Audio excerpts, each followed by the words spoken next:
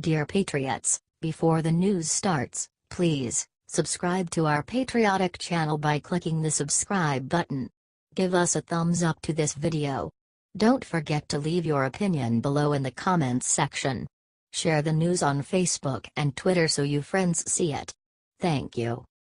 Hugh Hewitt takes Jim Acosta to the woodshed for being a fraud. Acosta has a meltdown over it.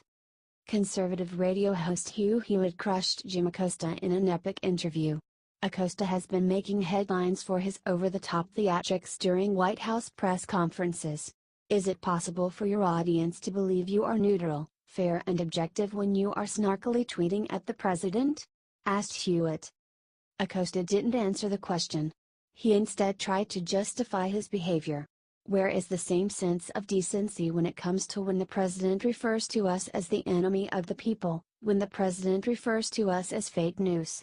Yelled Acosta. But if you hold yourself out as neutral, fair and objective, I don't think, and this is, by the way, why the New York Times now has social media guidelines for their reporters. And I think CNN's got to develop them. If you're going to hold yourself out as neutral, fair and objective, I don't think you can snark, said Hewitt. Hugh, I have just as much a voice as anybody else, responded Acosta, immediately disproving his own point. I think if you look at my coverage on a daily basis, if you look at the coverage at CNN on a daily basis, it is very fair, but it is very tough. And it is because, in part, we have a president that we're covering these days who is very tough on us. And so this is in response. You don't like him, because he's mean to you? Asked Hewitt. Soon Acosta got angry. Well, don't invite me on if you don't want me to finish your question, screamed Acosta as his 17 minutes of time ran out. I wish it could have been a more fair interview, whined Acosta.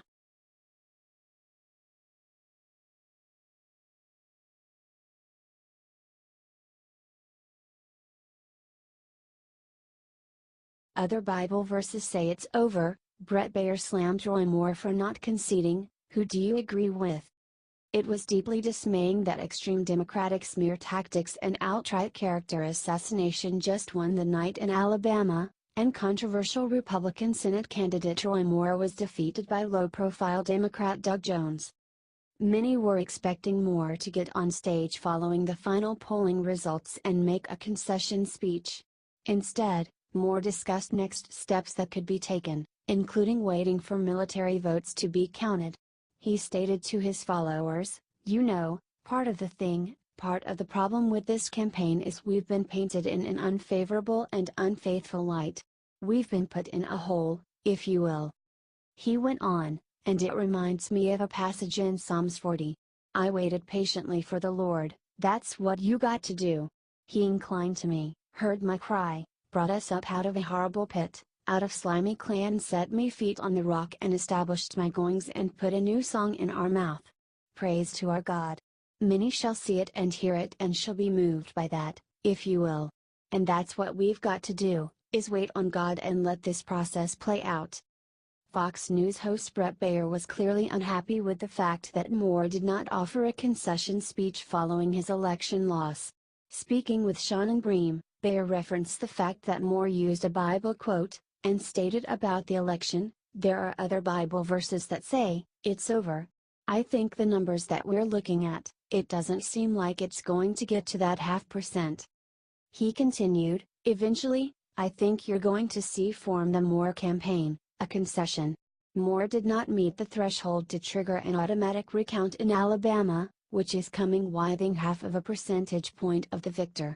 Republican Alabama Secretary of State John Merrill declared the people of Alabama have spoken, and that it would be highly unlikely for Jones not to be confirmed as Alabama's newest U.S. Senator at this point. Do you agree with Baier that Moore needs to accept the outcome as is and move on, or do you think Roy should still keep fighting?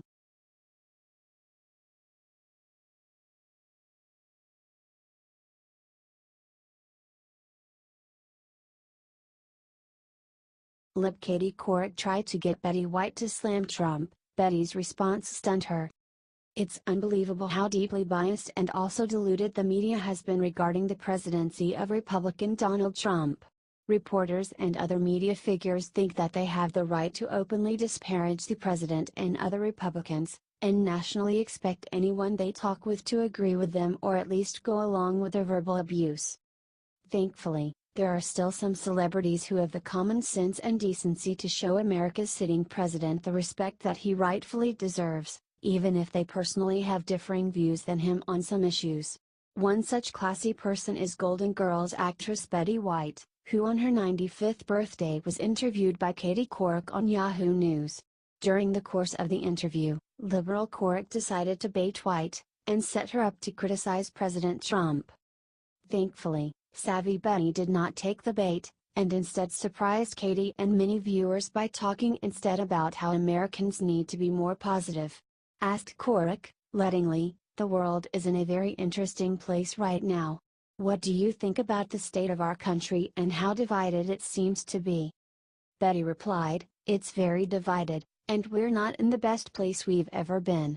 I think that's the time to buckle down and really work positively as much as you can instead of just saying, 'This is terrible. He's terrible.'" She added, "Just think, all right, there's nothing I can do about that right now, but I can do the best in my little circle. So if I do that, maybe you'll do your best and we'll get through this." She also criticized the many in America who have turned to extreme toxic negativity in response to Trump's presidency.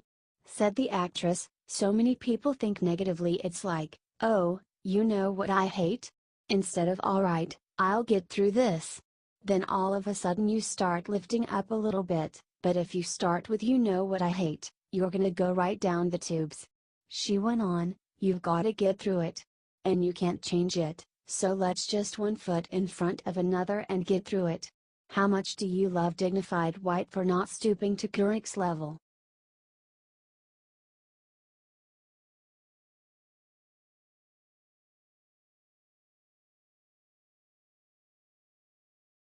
CNN's Chris Cillizza demands examples of him being fake news. He instantly regrets it.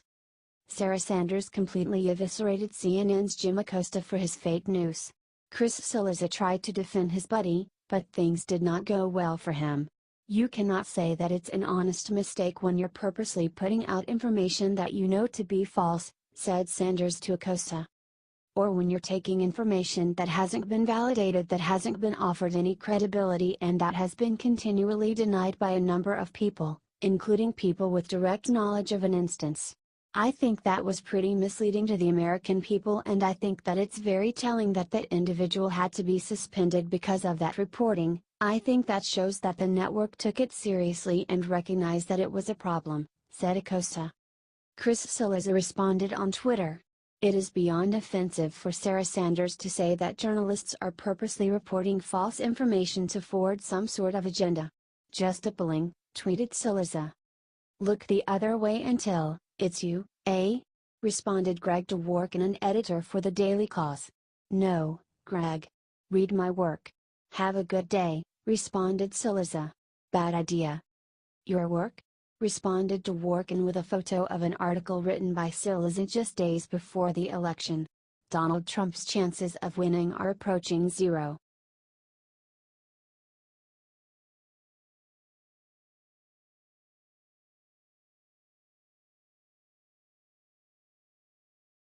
Breaking: Longtime Fox host just got fired. We are living in a strange age where some prominent men get hit with sexual misconduct allegations seemingly out of nowhere and then vanish from their jobs, their careers abruptly destroyed. We do not know for sure yet, but many speculate that this same fate that befell former Fox News host Bill O'Reilly and others is the reason that Steve Edwards, the iconic host at Fox affiliate KTTV in Los Angeles, suddenly disappeared from Fox viewers in the country's second largest media market. Beloved Edwards, who is 69, had served as host of Fox's Good Day LA program since 1995.